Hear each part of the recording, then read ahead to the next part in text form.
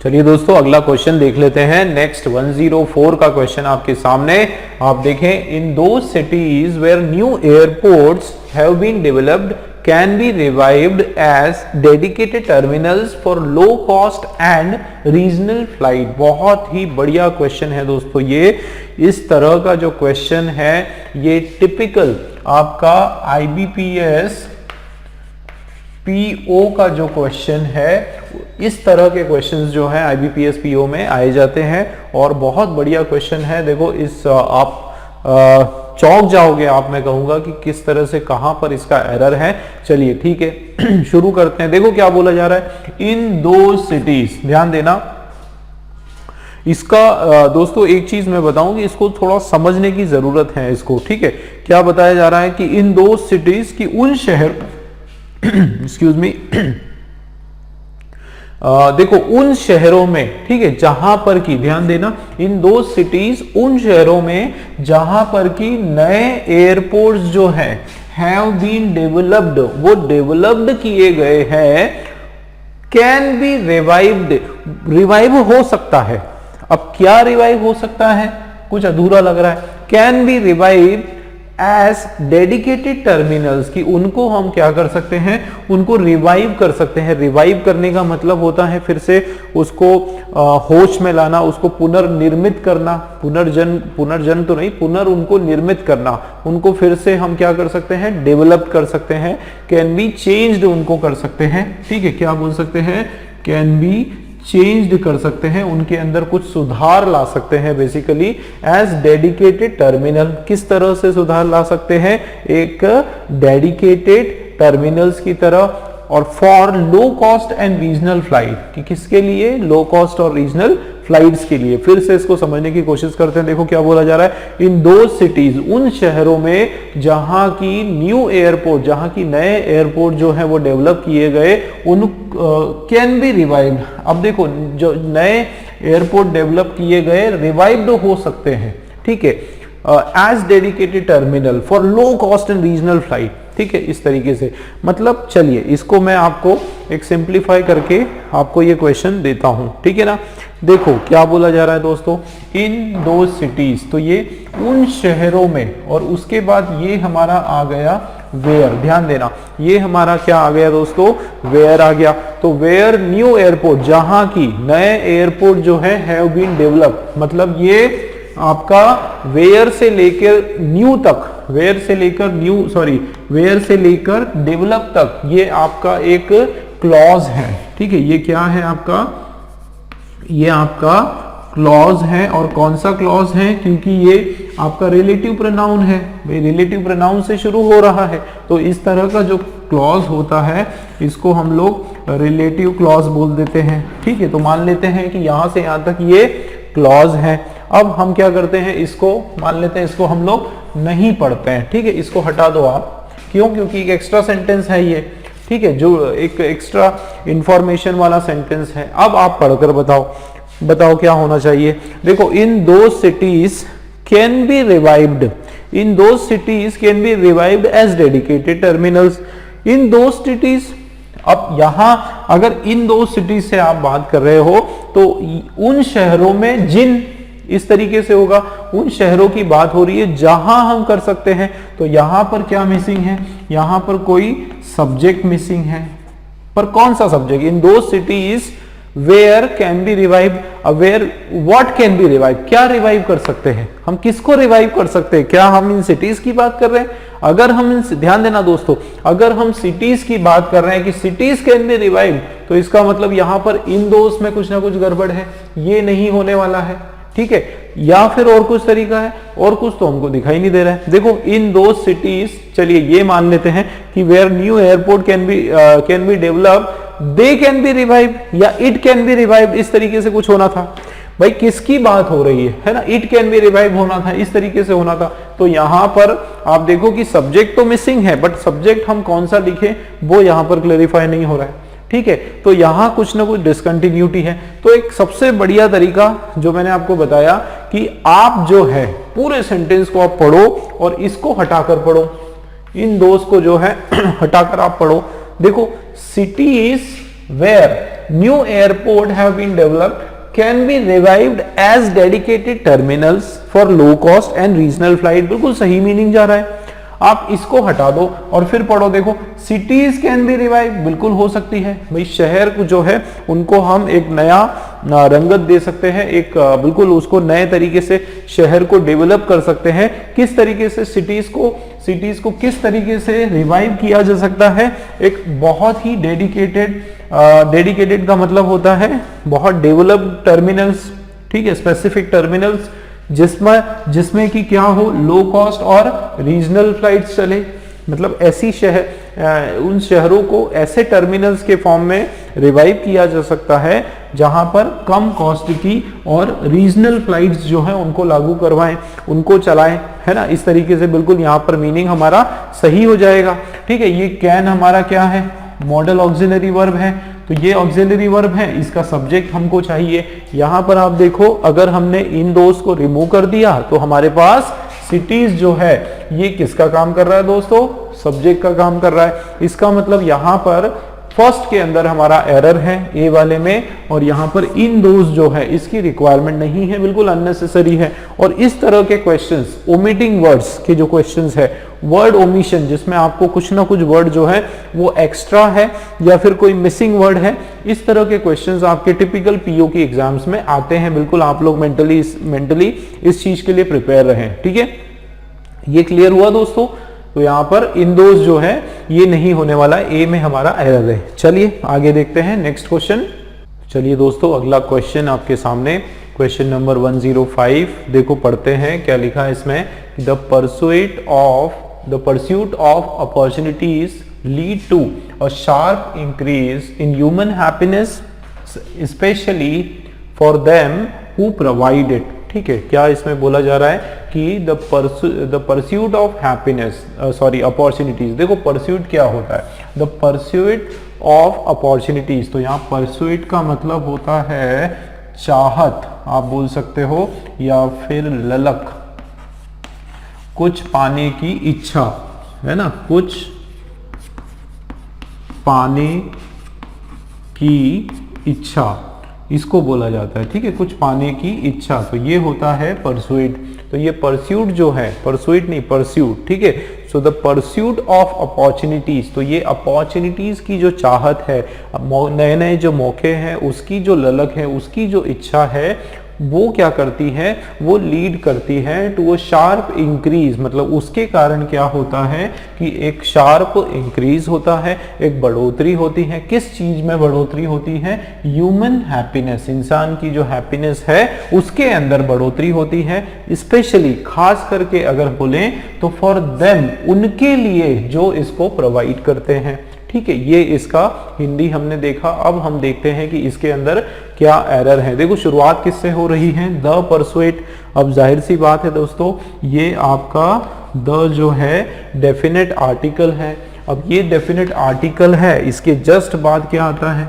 Article के बाद दोस्तों नाउन आता है। आप अगर यहाँ पर फर्स्ट वाले पॉइंट में ध्यान से देखेंगे दोस्तों, तो यहाँ पर हमारा एक रूल आ रहा है। कौन सा रूल आ रहा है? आप देखो, नाउन 1, ठीक, नाउन 1, उसके बाद प्रीपोजिशन, ठीक, और उसके बाद नाउन 2। आप देखो प्रीपोजिशन आपका कौन सा है?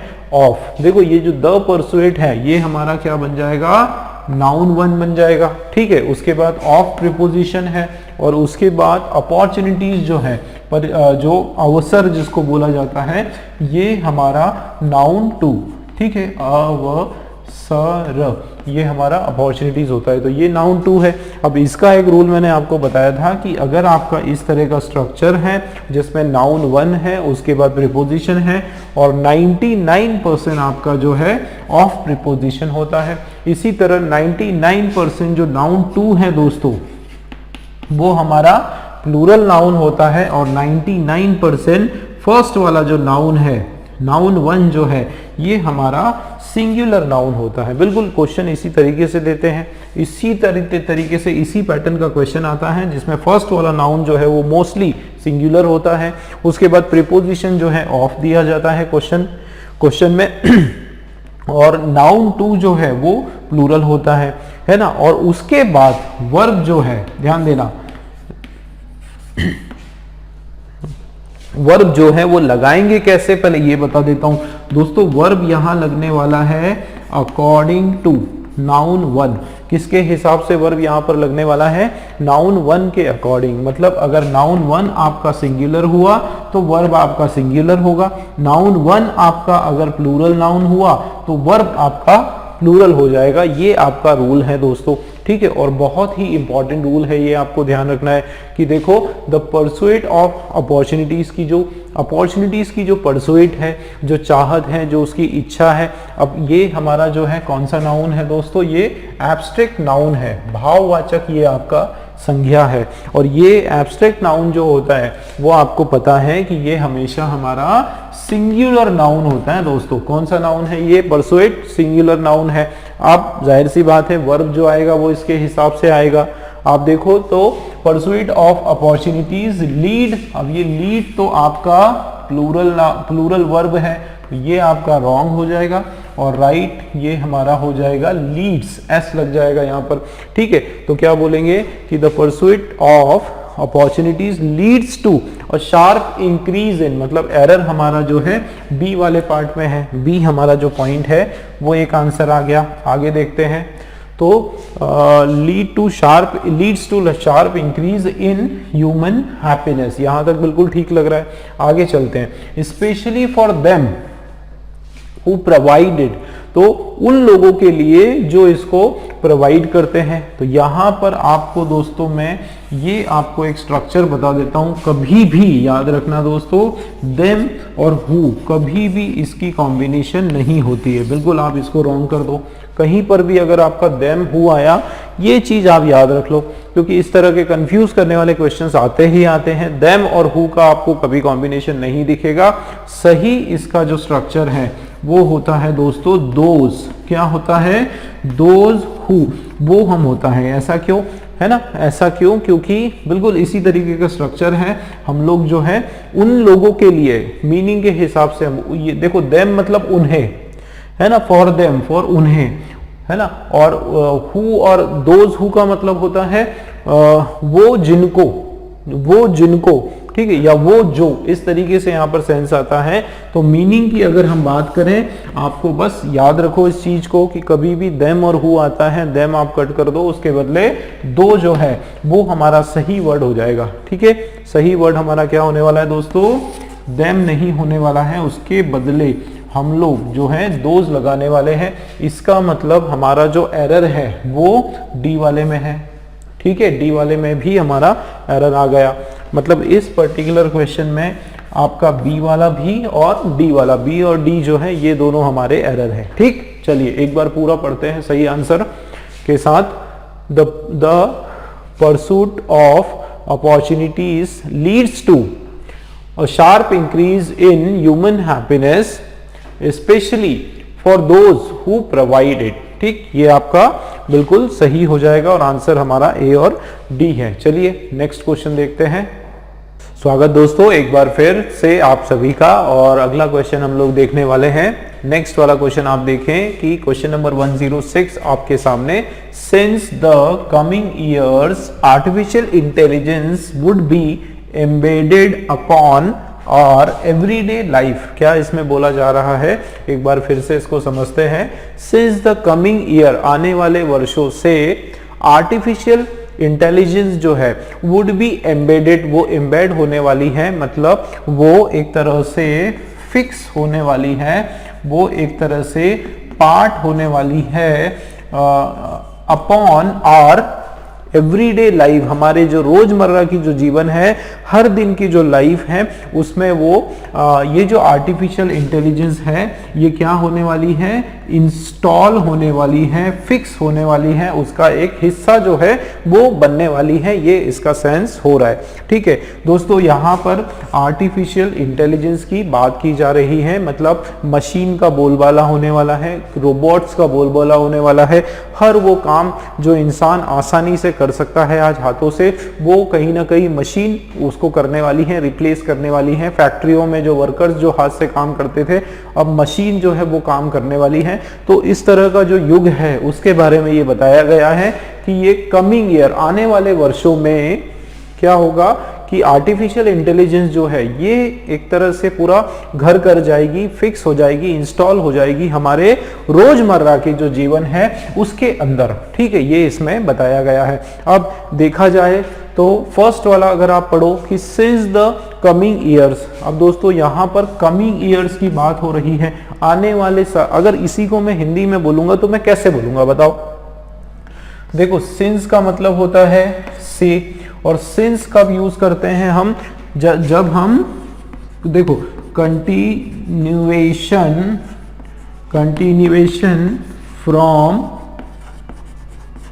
पास्ट टू फ्यूचर, कि जब हम पहले पास्ट से लेकर कोई बात बोलते हैं फ्यूचर की तरफ, कि जैसे since the beginning of 20th century अगर ऐसा बोलूं, या since the beginning of 19th century till today, कि वहां से लेकर यहां तक, या सीधा सीधा मैं बोलूं तो सिंस का मतलब से है।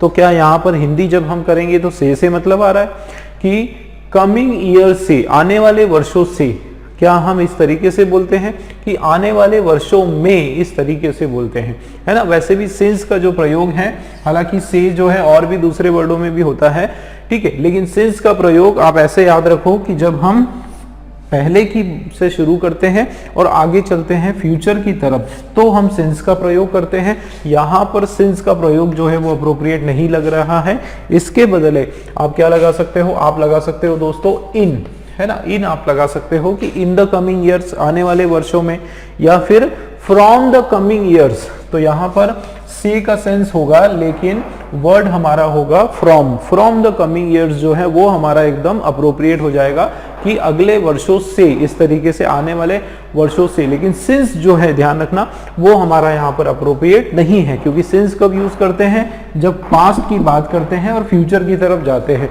लेकिन यहाँ क्या बोला जा रहा है कि आगे से, अगले वर्षों से, है ना, तो ये फ्यूचर की यहाँ पर बात हो रही है। इस कंडीशन में यहाँ पर इन भी हो सकता है और फ्रॉम भी हो सकता है, बट सिंस नहीं होगा। इसका मतलब ए वाला जो है ये हमारा एरर है, ठीक है।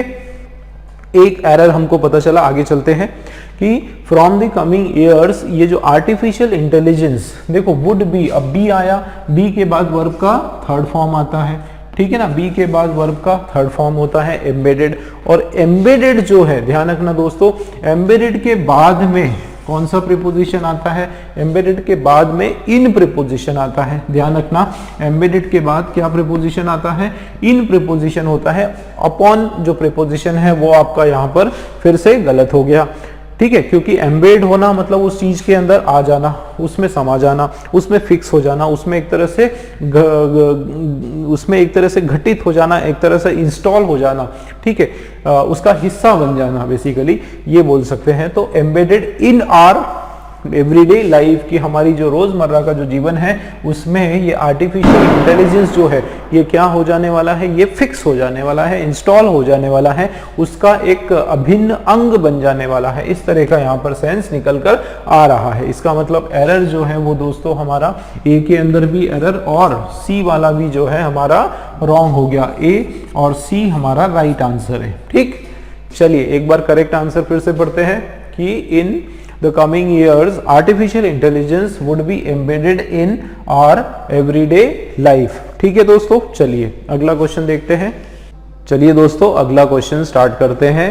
और नेक्स्ट वाला क्वेश्चन जो है आप देखें कि एरर का ही क्वेश्चन है, लेकिन इस पर्टिकुलर क्वेश्चन में मैंने आपको ऑप्शंस दी हुई है। इससे पहले जो क्वेश्चंस थे उसमें ऑप्शंस नहीं थी, ठीक है। तो ऐसे इस तरह के क्वेश्चंस भी आते हैं जिसमें ऑप्शंस भी है, ठीक है। देख लेते हैं। आप देखो यहाँ पर क्या लिखा है कि many a man and women have so money minded that they do not undergo any serious work that does not pay। ठीक है, क्या इसका मीनिंग है वो भी समझ लेते हैं। देखो यहाँ बोला जा रहा है कि many a man and women, कि कई सारे ऐसे मैन वुमेन हैं वो इतने ज़्यादा मनी माइंडेड होते हैं। मनी माइंडेड का मतलब होता है इतने ज़्यादा पैसे के पीछे भागते हैं, हर छोटी छोटी चीज़ जो है वो पैसे पर देखते हैं कि ज़्यादा पैसा लगता है, लग रहा है कि नहीं लग रहा है, तो वो काम फिर वो छोड़ देते हैं। मतलब बहुत, जिसको बोलते हैं कि कोड़ी कोड़ी को इकट्ठे करने वाले लोग बहुत ज़्यादा मनी माइंडेड, पैसे के लिए बहुत ज़्यादा जो है खींचतान करते हैं जिसको बोला जाता है। तो इतने मनी माइंडेड हैं कि they do not undergo any serious work, कोई सीरियस काम ही नहीं करते। दैट डज नॉट पे, मतलब अगर उनको कोई पे नहीं करेगा तो वो कोई काम करेंगे ही नहीं, उस चीज को टालते रहेंगे। तो इस तरह की यहाँ पर सेंस आ रहा है। अब देखते हैं, तो देखो दोस्तों यहाँ पर शुरुआत किससे हो रही है, मैनिया। अब ये मैनिया का एक रूल है जो मैं आपको बता देता हूँ। देखो ध्यान देना कि मैनी और उसके बाद अ आता है, ठीक है।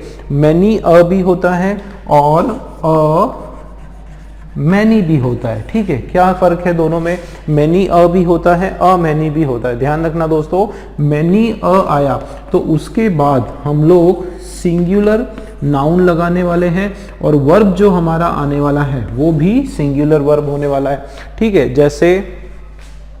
जैसे अगर मैं यहाँ पर एक एग्जांपल लूँ कि मैनी, ठीक है, many a boy, many a boy is shouting, many a boy is shouting। तो यहाँ पर ये बिल्कुल करेक्ट हो जाएगा। क्यों, क्योंकि many उसके बाद अ और उसके बाद फिर नाउन आएगा। नाउन कैसा आएगा, सिंगुलर नाउन आने वाला है, ठीक है। और इज उसके बाद जो वर्ब आने वाला है वो भी सिंगुलर वर्ब आने वाला है, ठीक है। तो एक स्ट्रक्चर तो ये होगा कि many a boy is shouting।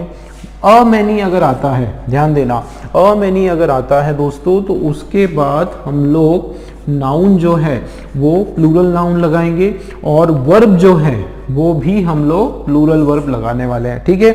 मतलब क्या हो जाएगा, एग्जाम्पल अगर हम इसका देखें तो क्या होने वाला है कि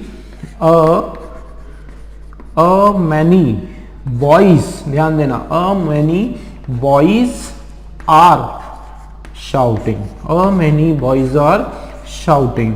इस तरीके से यहाँ पर ये हमारा स्ट्रक्चर हो जाएगा। बट एक चीज आप ध्यान रखो दोस्तों कि दोनों का मीनिंग जो है लगभग सेम है, ठीक है। दोनों का मीनिंग जो है बिल्कुल सेम है कि many a boy is shouting, वो भी ठीक है, और a many boys are shouting, दोनों का जो मीनिंग है वो लगभग सेम है। ज्यादा मीनिंग के अंदर कोई फर्क नहीं, लेकिन बोलने का तरीका जो है इस तरीके से, लिखने का जो तरीका है ग्रामर के हिसाब से वो ये सही होगा कि पहले मैनी उसके बाद अ आता है। अब जाहिर सी बात है अ आर्टिकल आया तो उसके बाद कोई सिंगुलर नाउन ही आना है, ठीक है ना। अ आर्टिकल के बाद तो हमेशा कोई सिंगुलर नाउन आना है। तो ये देखो सिंगुलर नाउन और उसके बाद अगर नाउन सिंगुलर तो वर्ब भी सिंगुलर। और बिल्कुल इसी तरीके से अ और अ के बाद मैनी आया। अब मैनी का मैंने बताया था दोस्तों कि मैनी के बाद हमेशा प्लूरल नाउन आता है और प्लूरल नाउन यदि आया तो उस कंडीशन में आपका ये वर्ब ये भी प्लूरल होने वाला है, ठीक है। अब क्वेश्चन पे देखते हैं। तो देखो यहाँ पर क्या लिखा है, मैनी अ, ठीक है, मैनी अ तो ठीक है, लेकिन मैनी अ के बाद क्या आना चाहिए, अ के बाद क्या आना चाहिए, सिंगुलर नाउन। अब यहाँ पर क्या लिखा है, मैन एंड वुमेन, ठीक है, मैन एंड वुमेन लिखा है। तो ये आपके दोनों प्लूरल हैं। देखो MEN मैन प्लूरल होता है और वैसे ही MEN ये WOMEN वुमेन ये भी प्लूरल होता है। तो इसको दो तरीके से हम करेक्ट कर सकते हैं, ठीक है। या तो अ को यहाँ रहने दो और ये आपका हो जाएगा मैन एंड वुमेन, ठीक है, ए लगा दो। या तो ये तरीका है, ठीक है, उस करेक्ट करने का, या फिर आप अ को कैंसिल कर दो, ठीक है। मैनी मैन एंड वुमेन तो भी सही होगा, या अ मैनी लिखो या केवल मैनी लिखोगे, केवल मैनी लिखोगे तो भी आपका यही रहेगा। तो या तो ऐसे लिखो कि मैनी अ कैंसिल कर दो, मैन एंड वुमेन, या फिर अ अगर लगाते हो तो मैनी MAN एंड वुमेन, ए वाली स्पेलिंग आ जाएगी। कुछ भी हो, एरर हमारा ए में है, ठीक है। ए एक हमारा एरर का क्वेश्चन निकल गया। अब आगे देखते हैं। तो देखो मैनी हम लोग, चलिए ए को हटा देते हैं, मानते हैं ए को हमने हटा दिया। अब आप देखो कि मैनी मैन एंड वुमेन, बहुत सारे जो मैन और वुमेन है, हैव सो मनी माइंडेड। क्या बोला जा रहा है कि many man and women have so money minded, की ध्यान देना। तो मैनी मैन और वुमेन जो है उनके पास है इतना ज्यादा मनी माइंडेड, है ना, हैव सो मनी माइंडेड। देखो दोस्तों हैव कभी भी आता है, हैव मतलब उनके पास होना। यहाँ पर हैव जो है ये हमारा मुख्य क्रिया मेन वर्ब का काम कर रहा है, ठीक है। हैव का मतलब होता है होना। अब उसके पास क्या होना, तो देखो बहुत सारे मैन वुमेन जो है उनके पास है क्या है? सो मनी माइंडेड, उसके बाद क्या? कोई आंसर नहीं आ रहा है। इसका मतलब यहां पर ये हैव आपका नहीं होने वाला है। यहां सिंपली ये बताया जा रहा है कि बहुत सारे जो मैन वुमेन है वो इतने ज्यादा मनी माइंडेड है ना, क्या है? वो इतने ज्यादा खुद अपने आप में मनी माइंडेड है। ठीक है, देखो दोस्तों, हैव और आर में मैं आपको एक फर्क बताता हूं। ठीक है, ये जो एक होता है हैज और हैव आता है, ठीक है, हैज और हैव आता है, ये आपका मेन वर्ब की तरह आता है। ठीक है, और एक आपका होता है इज एम आर, ठीक है, इज एम आर और वॉज और वर, ये सारे होते हैं, ये आपके हेल्पिंग वर्ब्स होते हैं। ठीक है, ये आपके क्या होते हैं? हेल्पिंग वर्ब्स होते हैं। अब देखो दोनों में फर्क क्या है, हिंदी में मैं आपको बताता हूं। जैसे एक एग्जाम्पल लेके हम समझते हैं कि जैसे ये आई हैव अ पेन। ठीक है, एक सरल एग्जाम्पल लेके मैं बता रहा हूं। आई हैव अ पेन, क्या मतलब है इसका कि मेरे पास पेन है। ठीक है, आई हैव अ पेन का क्या मतलब होता है? मेरे पास पेन है। या हम ये ले लेते हैं कि आई हैव अ ब्रदर। ठीक है, ये ले लेते हैं कि आई हैव अ ब्रदर, मतलब मेरा भाई है, या मेरे पास क्या है? देखो, आई हैव अ ब्रदर। ठीक है, इसका क्या मतलब है? मेरे पास भाई है या मेरा भाई है, दोनों तरीके से बोल सकते हो, आई हैव अ ब्रदर। और अब अगर मैं लिखता हूं कि आई एम अ ब्रदर, ध्यान देना, आई एम अ ब्रदर, तो इसका क्या मतलब है? कि मैं ब्रदर हूं। मतलब हैव और हैज लगाया तो वो हमारा पोजीशन दिखाता है कि मेरे पास है। जैसे ये आई हैव अ चॉक, मेरे पास चॉक है। ठीक है, तो ये मेरे पास में क्या है, मेरा क्या पोजीशन है, वो दिखाता है। और अगर मैं लिखता हूं कि आई एम अ चॉक या ही इज अ चॉक, वैसे ये होगा नहीं, ही इज अ बॉय और he has a boy. He has a boy मतलब उसके पास लड़का है, और ही इज अ बॉय वो खुद लड़का है। तो दोनों में ये फर्क है। यहां पर आप देखो कि क्या बोला जा रहा है कि बहुत सारे मैन वुमेन जो है हैव सो मनी माइंडेड, कि बहुत सारे मैन वुमेन उनके पास है, बहुत सारा मनी माइंडेड है। कोई मीनिंग नहीं आ रहा है। अब अगर मैं इसको लिखूं कि many man and women are so money minded, कि वो मैन एंड वुमेन जो है उनके पास नहीं है मनी माइंडेड, वो खुद है। ठीक है, तो ये क्या हो जाएगा? यहाँ पर हैव के बदले हम लोग क्या लगाने वाले हैं? आर लगा देंगे। ठीक है, क्योंकि हमने यहाँ पर प्लूरल लिया है। ठीक है, प्लूरल लिया है, प्लूरल ही लेंगे वरना इसमें भी चेंज करना पड़ेगा, इस लगाना पड़ेगा। ठीक है, तो ये क्या हो जाएगा? Many man and women are so money minded, वो इतने मनी माइंडेड है दैट कि दे डू नॉट अंडरगो, कि वो अंडरगो नहीं करते। अब ये अंडरगो जो वर्ड है दोस्तों, इसका क्या मतलब है? कि दे डू नॉट अंडरगो मतलब दे डू नॉट टेक, क्या होता है? दे डू नॉट टेक, या अंडरगो मतलब, सॉरी, अंडरगो मतलब वो चेंज नहीं करते।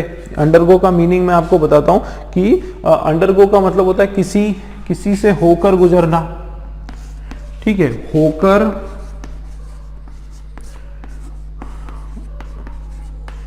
गुजरना। तो they do not undergo any serious work, कि वो जो है उस सीरियस काम से होकर नहीं गुजरते। ध्यान देना, क्या ये मीनिंग हो रहा है? या फिर हम इसके बदले लिख सकते हैं कि दे डू नॉट अंडरटेक, क्या हम ऐसे लिख सकते हैं कि they do not undertake any serious work, कि वो किसी सीरियस काम को हाथ में नहीं लेते।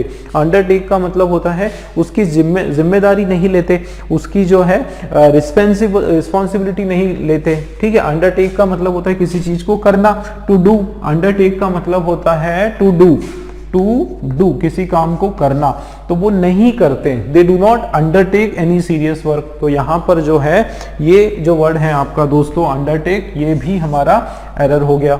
ठीक है, अंडरगो एरर हो गया, उसके बदले अंडरटेक जो है वो सही होगा। ठीक है, एक बार फिर से देख लेते हैं। देखो, many men and women are so money minded that they do not undertake any serious work that does not pay, जो उनको पे नहीं करता है। देखो, does not, does के बाद यहां पर वर्ब का फर्स्ट फॉर्म आएगा, इसमें कोई प्रॉब्लम नहीं है। ठीक है मतलब एरर दोस्तों हमारा ए के अंदर है, और उसके अलावा जो है बी के अंदर भी एरर है और सी के अंदर भी आपका एरर निकल कर आ गया, मतलब ए बी सी तीनों आपके रॉन्ग है। फोर्थ वाला जो ऑप्शन है ओनली ए बी सी ये आपका राइट हो जाएगा। ठीक है, क्लियर हुआ दोस्तों? आई होप आपको जो है मेरा एक्सप्लेन करने का तरीका आपको पसंद आया होगा। जिस तरीके से हमने पूरा डिटेल में मैंने आपको बताया, हर चीज़ एग्जाम्पल लेके मैंने समझाया आपको। हाँ, ये ठीक है कि थोड़ा सा कंजेस्टेड हो जाता है, होश-पोश हो जाता है क्योंकि जगह कम है और एक्सप्लेनेशन उसी में करना है, तो वो थोड़ा सा आप एडजस्ट करें, है ना। एक बार और इसको पढ़ लेते हैं राइट आंसर में। देखो, मैनी मैन एंड वुमेन, ठीक है, और कैंसिल कर दिया, are so money minded that they do not undertake any serious work that does not pay। ठीक है, ये हमारा आंसर हो गया ए, बी और सी। चलिए अगला क्वेश्चन देखते हैं। नमस्कार दोस्तों, स्वागत आप सभी का एक बार फिर से। और चलिए अगला क्वेश्चन आपके सामने प्रस्तुत है। और ये जो पर्टिकुलर क्वेश्चन है ये एक्चुअली एरर्स नहीं, ये वर्ड एरर का आपका क्वेश्चन है दोस्तों। एरर्स तो है लेकिन किसके अंदर है? वर्ड के अंदर यहाँ पर एरर है। आप देखें कि इस तरह के क्वेश्चंस हमने पहले भी किए हैं, लेकिन क्योंकि बदल बदल कर जो है हम लोग अलग अलग क्वेश्चंस को करने वाले हैं एकदम मजेदार तरीके से। आप देखें कि यहाँ पर 4 जो वर्ड्स हैं दोस्तों वो आपके सामने दिए हुए हैं। ठीक है, 4 वर्ड्स आपके सामने दिए हैं। इसका तरीका पहले भी बता चुका हूं, फिर से एक बार इसको रिपीट कर लेते हैं कि हमको जो है ये देखना है कि इन जो वर्ड्स हैं इनकी स्पेलिंग्स बराबर है कि नहीं सबसे पहले।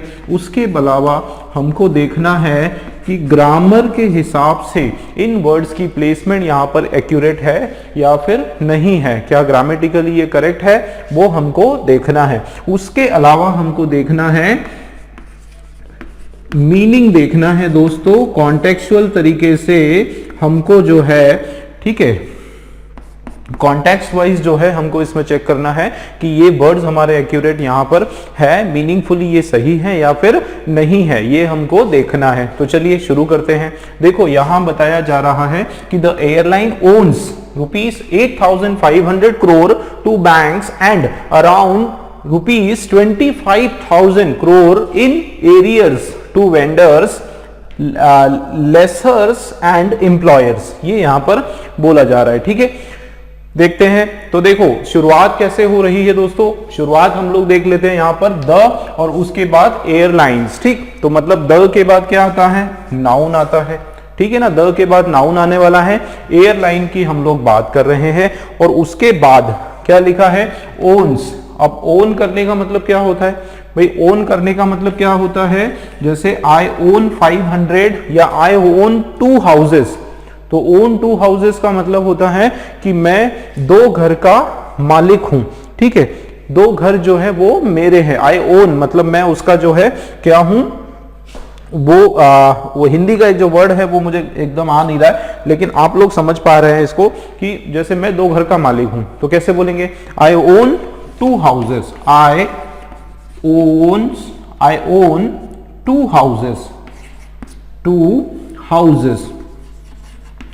ठीक है, कि 2 जो घर हैं वो मैं ओन करता हूं। तो यहां पर ओन करने का मतलब होता है इट बिलोंग्स टू मी, एक तरह से वो बिलोंगिंग है। ओन मतलब वो मेरी मिल्कियत है, जिसको बोलते हैं मेरी जायदाद है, इस तरीके से वो मेरा है, मेरा पोजीशन है उसके ऊपर। तो ठीक है, एयरलाइन जो है वो क्या करती है? वो ओन करती है, उसको अपना खुद का वो मानती है कि कितना ओन करती है। ₹8,500 करोड़ को वो ओन करती है। किसको? बैंक से ओन करती है। तो क्या यहाँ पर एक चीज बताओ, कोई मीनिंग निकल कर आ रहा है कि एयरलाइन जो है वो मालिक है 8,500 करोड़ की बैंक के लिए? क्या ये कोई मीनिंग आ रहा है? इसका मतलब यहां पर ये जो वर्ड है ये मीनिंग वाइज कुछ ना कुछ इसके अंदर गड़बड़ है। ठीक है, कुछ ना कुछ इसमें गड़बड़ है। अब क्या गड़बड़ है दोस्तों? एक चीज ध्यान रखना, जब मीनिंग का एरर होता है ना, स्पेलिंग जैसे कॉन्टेक्चुअली अगर कुछ ना कुछ एरर होता है तो वर्ड इसके सिमिलर साउंड वाला होता है इससे थोड़ा अलग होता है। स्पेलिंग चेंज होती है बट उसका जो प्रोनाउंसिएशन है वो लगभग सेम होता है, उसका जो साउंड है वो लगभग सेम होता है। ऐसा नहीं कि कोई भी दूसरा कोई वर्ड आप उठा के रखोगे, उससे इससे मिलता जुलता वर्ड आपको ढूंढना पड़ेगा। तो देखो ओन का मतलब होता है किसी चीज को हासिल करना, मालिक होना उसका, और एक और वर्ड होता है, एक तो ओन होता है और एक वर्ड होता है दोस्तों ओ। ठीक है, ओ का मतलब होता है किसी पर उधारी, है ना। ओ का मतलब होता है जब आप जो है किसी को आपको इतना पैसा, यू जैसे एक एग्जाम्पल लेके हम समझते हैं, ठीक है, कि यू ओ 1000 रुपीज, यू अच्छा ही लिख देते हैं, ही ओ 1000 रुपीज, ही ओज हो जाएगा, ही ओज 1000 रुपीज टू बैंक। क्या मतलब है इसका कि उसकी बैंक को 1000 रुपए की उधारी है। इसका मतलब बैंक को जो है 1000 रुपए उसको देना है ना, वो उसका कर्जदार है। वो मतलब कर्ज होना, ठीक है, कर्जदार होना, उधारी होना। तो यहां पर वही सेंस आ रहा है। आप देखो कि ये जो एयरलाइन है, ये जो एयरलाइन कंपनी है, इसकी उधारी है या इसके ऊपर कर्जा है। कितना कर्जा है ना, OWE, ओ हो जाएगा और एस भी लगेगा। क्यों लगेगा? क्योंकि यहां पर ये सिंगुलर नाउन है। एयरलाइन क्या है दोस्तों? सिंगुलर नाउन है, तो यहां पर एस लगेगा क्योंकि हमारा यहां पर सिंगुलर वर्ब आने वाला है। ठीक, और इसका मतलब क्या है? ओज मतलब कर्ज होना, ठीक है, कर्ज होना। इस तरीके से यहां पर सेंस आ रहा है। तो देखो एयरलाइन जो है उसका कर्जा है ना, उसको कर्जा देना है। कितना? 8500 करोड़ देना है। किसको देना है? टू बैंक्स को देना है। मतलब जो है इसके ऊपर इतना 8500 करोड़ रुपीस का कर्जा है बैंक का, और अराउंड 25,000 रुपीस करोड़ जो है इन एरियर्स है टू वेंडर्स। एरियर्स का मतलब होता है ये भी जो है मार्केट में उसको देना है, टू वेंडर्स को देना है, उसके अलावा लेसर्स को देना है, उसके अलावा एम्प्लॉइज को देना है। ठीक है, कि इन एरियर्स का मतलब होता है कि इतना भी उसको भुगतान करना है। एरियर्स का मतलब होता है उसको भुगतान करना है ना। एरियर्स मतलब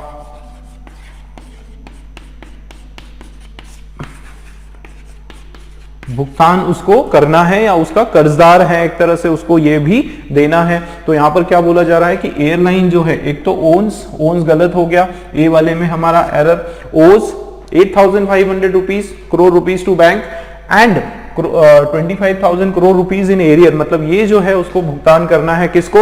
वेंडर्स को देना है। अच्छा, यहां पर कॉमा आएगा, उसके बाद लेसर्स को देना है। लेसर्स का मतलब भी इसी तरीके से होते हैं जो बेसिकली मार्केट में जिनसे कुछ चीजें जो है वो उधार ली जाती है ना। इस तरीके से कोई ना कोई जिनको कर्जा देना है, तो लेसर्स भी यहां पर बराबर है और एम्प्लॉइज को भी देना है। ठीक, तो इस तरीके से दोस्तों यहां पर बाकी तो कोई एरर हमको दिखाई नहीं दे रहा है ना। क्लियरली एक एरर पता चल रहा है, ए जो है वो हमारा राइट आंसर है। ठीक है, क्लियर है। चलिए अगला क्वेश्चन देखते हैं। इसी पैटर्न के क्वेश्चंस हम लोग देखने वाले हैं कुछ।